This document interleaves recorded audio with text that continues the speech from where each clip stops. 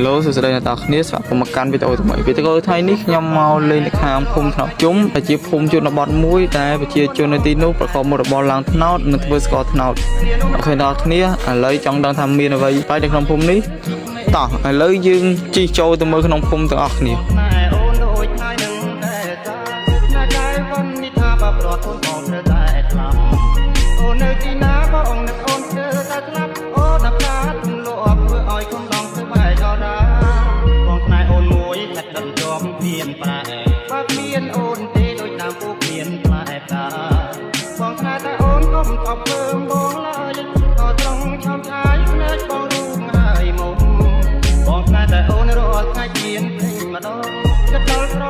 ឥឡូវយើងមកដល់គុំថ្នោតជុំគុំថ្នោតសប្បាយខេត្តកំពង់ធំឥឡូវយើងមករកទឹកថ្នោតហើយឆ្លៀតចូលលេងប្រាសាទថ្នោតជុំខាងយកចូលខាងជើងហ៎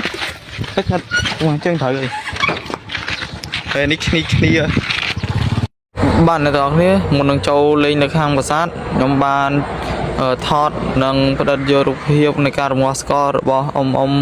ដែលនៅក្នុងភូមិថ្នោតជុំនេះចាំមើល2ម៉ោងក្រោយតើស្ករនឹងប្រែពណ៌ទៅជាយ៉ាងណាអ្នកទាំងគ្នាឥឡូវកំពុងនងគ្នាផឹកថ្នោតហើយទិញវាតែកតិចទឹកពិស័យទេសួស្តីប្រិយមិត្តទាំងអស់គ្នាទាំងអស់យើងឥឡូវយើងមកដល់ភូមិថ្នោតជុំឃុំថ្នោតជុំស្រុកបរៃខេត្តកំពង់ធំឥឡូវមកបរៃរៀងកើបន្តិចហើយយើងឃុំមកពិចារទិញទឹកថ្នោតផ្អែម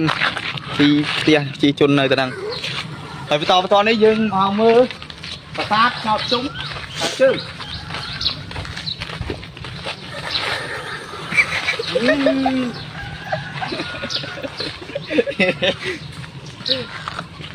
ើមអូនអើយថារមណីយដ្ឋានណាឲ្យទៅបើអត់មានប្រាសាទមិនខ្ចីមកលេងតែឥឡូវយើងមកដល់ប្រាសាទថ្នោតជុំខាងជើងទីនេះប្រាសាទបានស្ថិតនៅអត់នៅសតវត្សទី7ដោយព្រះបាទអេសានវរ្ម័នទី1ក្នុងរចនាបថខ្មែរបើយើងអាចឃើញនៅរូបចម្លាក់បរិមាណដែលឆ្លាក់នៅចកតាមផ្ទាំងប្រាសាទដល់តាមដោយគឺធ្វើពីស្ករបាយគ្រឿងនិងទូប្រាសាទគឺពីអត់ក្តៅហើយកាប់ខ្លាយមកក្តៅហើយទៅបែកដែលអាចជារូបដងធ្នូដែលមានផ្សាររំយោលផ្សាររំយោលបាក់ដោយសារសង្គ្រាមប្រហែលបែកបាក់ដោយសារសង្គ្រាមតែនេះអាចបែកបាក់ដោយសារសង្គ្រាមបដែរគេចាប់គាស់ឬក៏បំផ្លាញ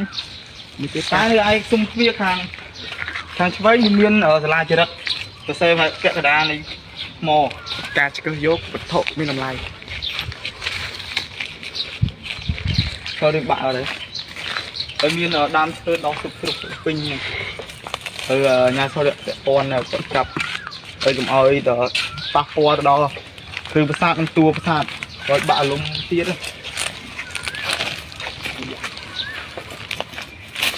វាដើរខ្លាយទៅកពុកទឹកថ្នោតទេទឹកថ្នោតស្ដាយទឹកថ្នោតមែនតើបានបិទហើយនេះសកម្មភាពចាស់អ្នកនៅក្នុងភូមិប្រកបរបរឡើងថ្នោតគាត់បានឡើងថ្នោតហើយទៅគៀបទឹកថ្នោតដាក់ក្នុងសោហើយគម្រោងថាខ្ញុំមកហ្នឹងគឺណាមួយមកចង់ទឹកភ្លក់ទឹកថ្នោតធម្មជាតិអាចចុះទៅលើដើមថ្មីនិងលេងអំពីភាសាថ្នោតជុំផងពេលខ្ញុំនឹកខ្លាំងខ្ញុំធ្លាប់មកដែរខ្ញុំនឹកហើយថ្នោតទឹកថ្នោតផ្អែមនៅនេះគឺឆ្ងាញ់មែនតើខ្ញុំចុះទៅដើមថ្មីអញ្ចឹងនិយាយថាផ្អែមលាក់មកបន្តិច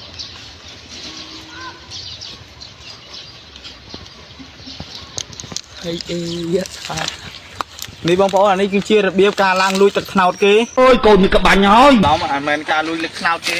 ក៏ពីខ្ញុំបរៀនរបៀបឡើងទៅយកទឹកថ្នោតពេលអ្នកភូមិគាត់ឡើងយកទឹកថ្នោតទៅងាស់ធ្វើស្ករយ៉ាងខ្លះធ្វើទឹកហើយត្រជាក់ទៅលើដើមស្រស់ទឹកផ្លែឈើហើយយើងបរិភោគដល់ឆ្ងាញ់ពិសាហើយនេះមូលហេតុដែលគេដាក់ភូមិថ្នោតជុំដោយសារសិតថ្នោតហើយកាមេរ៉ាបែកតាមមើលថ្នោតនៅក្នុងគ្នាមើលសិតថ្នោតប្រហែល1000ដែរគេថតវាដំណើរក៏ថ្នោតដែរ Rồi pi đa lên chung vinh và xa đấy nhóm ban tầng cùi lên nhưng dây lên cho mùi lực ta đây nơi thay xaประสาท nâng ការពីประสาท nâng ហើយក៏បានជូនលុយតិចតួចឲ្យគាត់ដែរ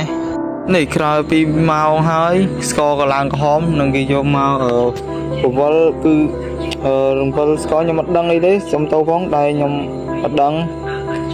ហើយគឺគេពវល់ដើម្បីស្ករនឹងវាឡើងខាប់នឹងឡើងពណ៌ស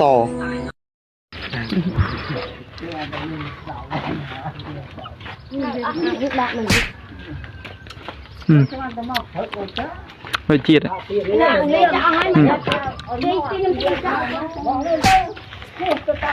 dương rồi mua thấy vô mà phơi trong cái tiền to với ở Việt lại ok cái gì tôi chỉ nó nhiều chặt cho nên ta chỉ không việc đã phình cân nào nhất cũng rồi đại cũng phình không nước bạn ắt nào